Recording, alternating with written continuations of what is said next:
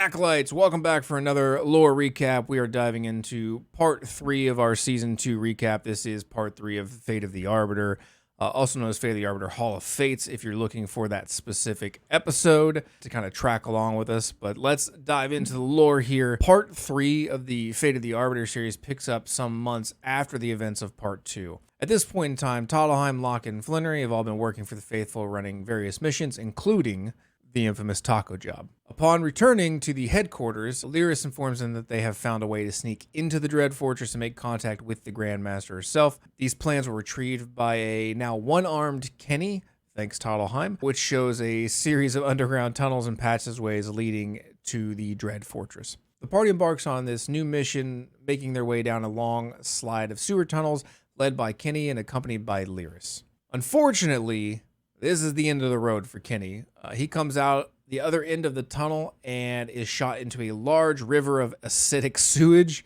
and dies.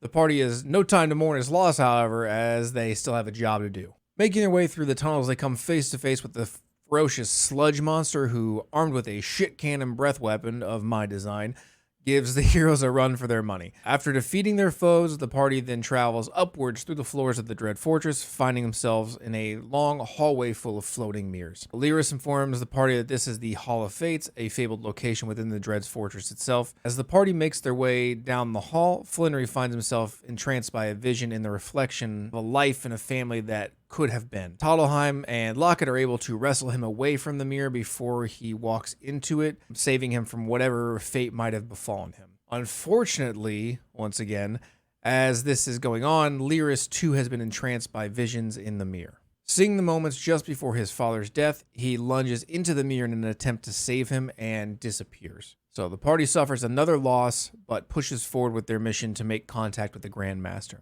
After some time, they find themselves in the throne room of the Grandmaster and face to face with both her and the Arbiter. Taking the opportunity, they reveal the truth to the Grandmaster, who confronts the Arbiter.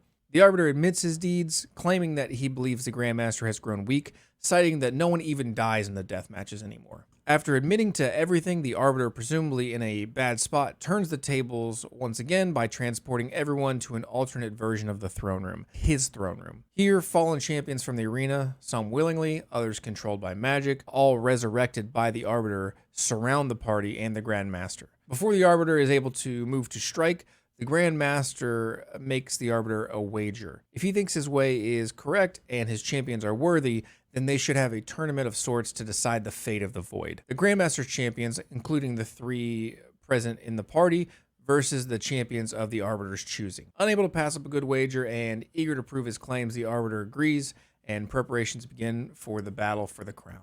All right, Acolytes, thanks for joining us for a lore recap for part 3 of the Fate of the Arbiter. Be sure to hit the subscribe button and join us for more chaos!